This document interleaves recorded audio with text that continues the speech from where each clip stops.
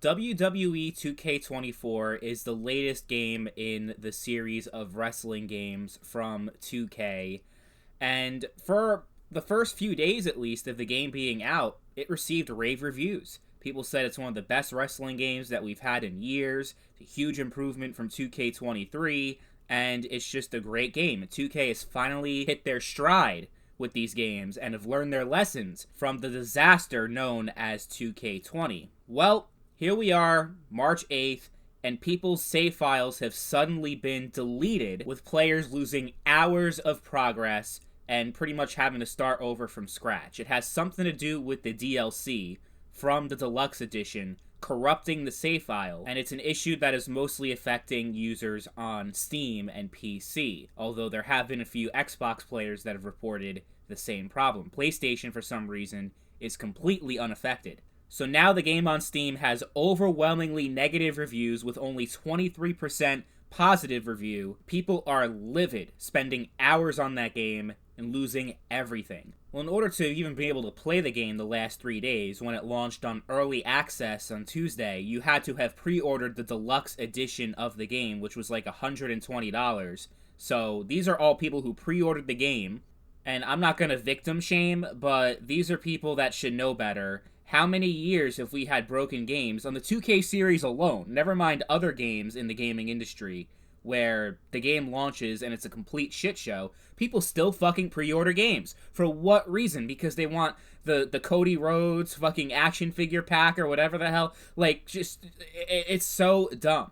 And this is what happens as a result, because the quality control, there is less of a reason to focus on that when you know that you have millions of dollars in guaranteed money from idiots that continue to pre-order these games, not knowing if it's actually going to be good or bad. And the game in this case is actually good, but you have a game-breaking issue now coming up just days after release, and I'm just like, guys, have we not learned our lesson? Apparently this is an issue that also happened last year in 2K23, although it's much worse this year. And the crazy part about this issue also is that the players who have encountered this issue, which seems to be most of the people who pre-ordered the deluxe edition, considering how overwhelmingly negative the reviews are, they lost all of their pre-order bonuses. After shelling out that extra money, they don't have access to that pre-order content anymore. The Dusty Rhodes and all those, those few wrestlers that were part of the pre-order edition, the deluxe edition. So they don't even have the overpriced content that they paid for anymore. Just further adding insult to injury. And I've experienced with stuff like this happening to me personally. I decided not to buy 2K24 for a couple of reasons that I'll get into very soon. But as far as having all of my save data wiped out, it's happened to me a couple of times. The most notable one was when Grand Theft Auto Online first launched back in 2013.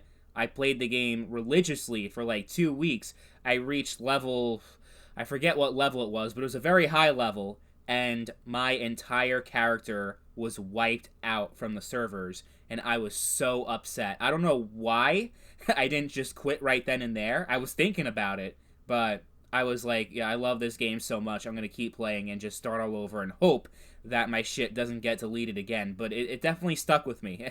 I'm still haunted by that almost 11 years later. And I think it was a couple of years ago. It was either Madden 22 or Madden 23. I forget which one it was. I think it was 23. I had a franchise mode save going on, and just randomly, months after the game came out, my shit just got deleted. Out of nowhere, it's gone, all gone. Well, they were actually able to recover it, but it's just like, it's crazy to me that this shit is happening with these games, because it's not like 2K24 is a fundamentally completely different game compared to 2K23. It's literally 2K23 with a roster update, special referee, and also you have a couple of other new matches like Casket Match and Ambulance Match, but that's it. Like, the core gameplay is the exact same. It's built off of the same engine.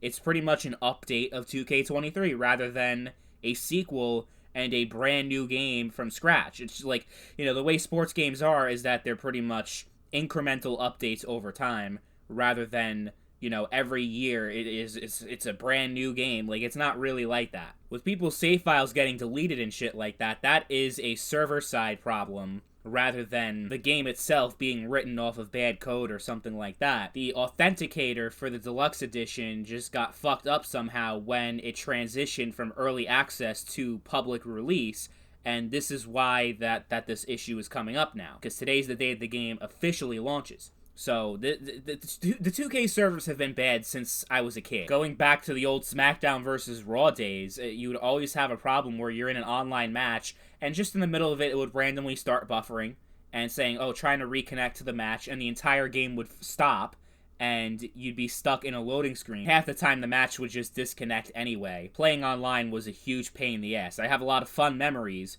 with 2009, 10, and 11, especially online.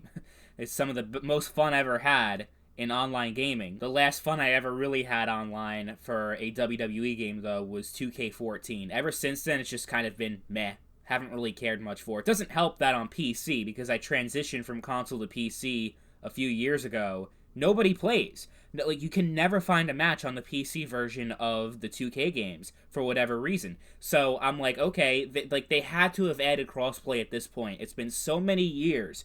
Crossplay has become the standard since, like, 2018 with video games, right? So I'm like, they had to have added it in 24. Sure enough, they did not. It's not in there. So that was, like, pretty much the main reason why I decided not to buy it, because I have a lot of friends that have the PlayStation 5 version.